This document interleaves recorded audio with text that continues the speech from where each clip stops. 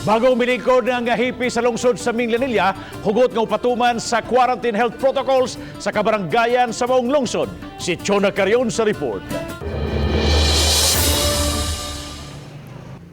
Mato di Police Captain Arvin Hosmilio, hepe sa Minglanilla Police Station nga matag karon ug unya nagpahigayon sila og checkpoint.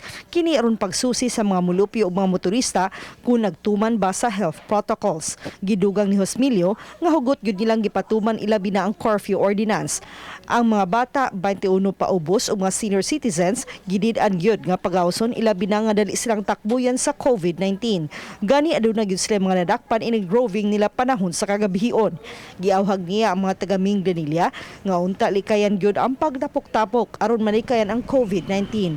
Magsulob usab kanunay og face mask og face shield. Sumasama ako sa roving to make sure na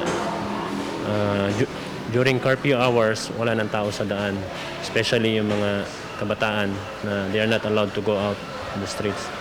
Meron tayong permanent QCP sa Barangay Linaw. Meron tayong mobile patrollers na 24/7 umiikot. Uban ni Rinante Quinones, Chona Karon, Balitang Bisdak.